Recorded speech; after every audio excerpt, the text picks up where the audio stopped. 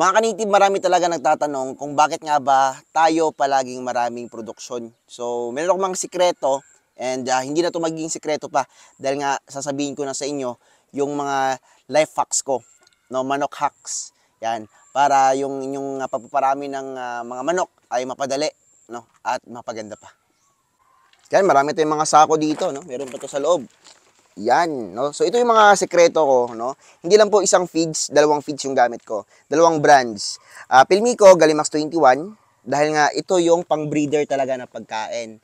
Yan, no? Chicken breeder ration. Yan, rason para sa mga breeders. At ito, yan, B-Pro, no? Gawang Binobo. Yan, B-Pro 4000 for breeders. Dalawang brand lang yung ginagamit ko. Bakit nga ba? Yan, ito yung itsura ng Galimax 21. Ito naman yung itsura ng B-Pro 4000. Yan, ito yung magiging resulta kapag minix natin. Yan, may saging pa. Yan, no? So dito tayo nagmi-mix. Bakit nga ba dalawang feeds yung ginagamit ko? Si Galimax 21 kasi 17% yung crude protein nito, 5% naman yung fat at fiber. Ito naman si B-Pro 4000, mas mataas yung crude protein nito, 18%. Bumagsak lang siya sa fat and fiber, 4% lang. Yan. Kaya, minix ko na lang itong dalawa. Now, sila yung pinaka the best sa market and sa price din po. At, syempre, sa resulta, ito yung the best. So, kung maghanap kayo ng ibang brands pa, no, ito na yung masasuggest ko talaga sa inyo. Yung mga hindi ko nabanggit, ibig sabihin, hindi ako gumagamit nun. And, na-test ko na yon kasi halos lahat ng mga produkto na-test ko na. And ito yung pinaka-successful na feeds para sa akin. No? Ang Galimax 21 and ang B-Pro 4000. No? So hindi ako sponsored nito, no? Kasi nga bawal naman i-promote yung dalawang brands na pinagsabay, no? Ibig sabihin hindi ako sponsored niyan. Yan, no? So yan po yung ating ginagamit na feeds. Yan, no? Kaya maganda yung resulta sa ating pag-breeding. Yan. About naman sa pag-breeding, 1:4 yung pinaka-maximize na pagpa-partner, no, or ratio ng lalaki kapag pinapares mo siya sa mga babaeng manok. No, 1:4. Kapag humigit pa doon, okay lang naman, basta't hindi lang po magiging 1:1.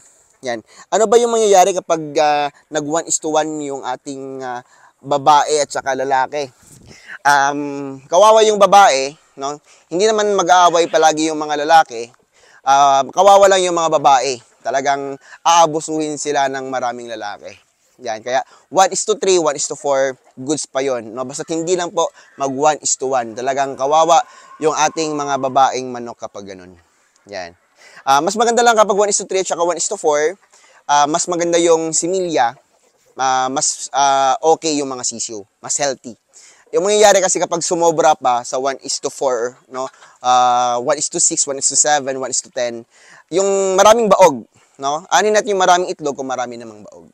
Ito, maraming itlog, marami ding similya. Kasi yung purpose naman natin dito sa pagpaparami ng itlog ay para magkaroon ng similya.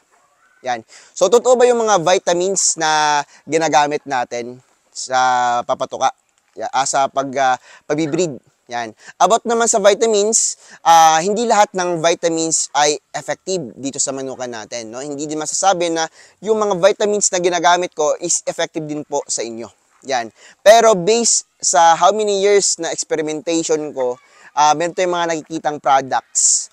Yan. At super ganda ng resulta dito sa pag-breeding natin. Isa sa nagagamit ko itong Breeder ADE. Palagi kong sinasabi sa inyo na kung maghanap po kayo ng vitamins, no, ay dapat sa pag-breeding may vitamin A, D at saka E, no? Kahit anong brand basta may vitamin A, D, E. Yung kinagandang dito sa Breeder ADE ay hindi lang po siya pang breeding, no? Kundi may multivitamins, electrolytes at meron din mga B-complex. Ito yung mga kinagandang dito sa Breeder ADE at mura siya. No? Mabibili nyo lang to sa halagang 22 pesos to 25 pesos. No? Depende din po sa area or sa mga agrivet na napupuntahan natin. Yan. No? So, yun yung mga nagagandahan kong mga vitamins, no? Itong Breeder ADE. So, marami pa namang ibang klase ng vitamins, pero Breeder ADE yung isa sa pinaka-nagandahan ko. Isang sachet nun, good for 1 gallon ng tubig. Yan, no? At ang pag-breeding din dito, mas maganda yung panahon, mas maganda din po yung pangitlog nila. Yan. Hindi naman ibig sabihin na kapag masama yung panahon, wala na tayong ma-harvest na itlog, no? Hindi po totoo yun, no? Kasi nga, kapag maganda po yung feeds natin, maganda din po yung vitamins, maganda din po yung resulta, no? Umulan man o umaraw, maganda talaga yung resulta kapag alam natin yung binibigay natin sa ating mga alaga. Sa ngayon po, only feeding tayo dito sa ating mga alaga, pero once a day nagre-refill tayo para everyday bago po, parang bagong cycle ng pagkain, no? Kasi gusto ng manok natin fresh na tubig, fresh na pagkain, no? Ganun po yung gusto ng ating mga alagang manok. Yan. So napapansin niyo sa feeder natin, wala kayong nakikitang mga ano diyan, mga crack corn, no? Kasi po tayo po maraming order. So kapag maraming order, kailangan natin ng pure na commercial feeds. Dito naman tayo sa itlog at pag-i-incubate. Yan, ang itlog po, bago natin sinasalang, no, maximum po tayo ng 5 to 7 days bago natin sila ilo-load sa incubator natin, no, para marami din po yung isang batch. Kapag humigit po ng 7 days, yung mangyayari, medyo maraming baog, no, ganun po yun. Yan, so may nakatatak yan para alam natin yung bawat kulungan, no, kung okay ba yung kanilang fertility and hatching rate. Kasi kapag hindi po okay, dagdag tayo ng breeder or change ng breeder or dagdag ng vitamins or change ng pagkain. No? So, ganun ko po ginagawa yung resulta kapag tayo po nag-eksperimento ng mga patuka. Yan. So, ito sa Jersey Giant natin. So, dito, bago natin niloload, no, tayo po ay nagsasanitize syempre. Kaya malinis yung mga itlog sa loob, dahil inaalkoholan natin yan. Binabrush yung mga madudumi, binabasa ng tubig. So, okay lang ba yun? Yes po, okay lang po. Basta't alam po natin yung tamang pag-incubate and tamang humidity. Yan. Sa mga malalaking incubator, medyo mataas yung dapat yung humidity. Nasa 60 to 70. Yan. Kasi yung sa baba, medyo lesser na po yung ating humidity. Ito, malaki yung incubator na to. 540 plus. 548 ito, hindi ako nagkakamali. Basta nakalimutan ko. So, basta 500 plus to. Itong incubator na to. Yan, no? 60 plus yung kanyang humidity. Yan. Basta ito, maximum tayo 70 to 75 yung ating humidity. Okay pa po yan. Tapos yung temperature, dito sa taas, dapat 39 yan. No? 39 to 40. Dito kasi sa baba, medyo mababa na rin yan. Nasa mga 38, 39 na lang yan. Para mas maganda po yung ating day of hatch. Siya 18 days lang hatch na po yan. Pero kapag maliliit na incubator, hindi advisable itong mga ganito. No? Dapat standard lang. Nasa mga 55 to 65, tapos yung temperature 37.5 to 39. Yan, mataas na yung 39. Kapag maliit na incubator.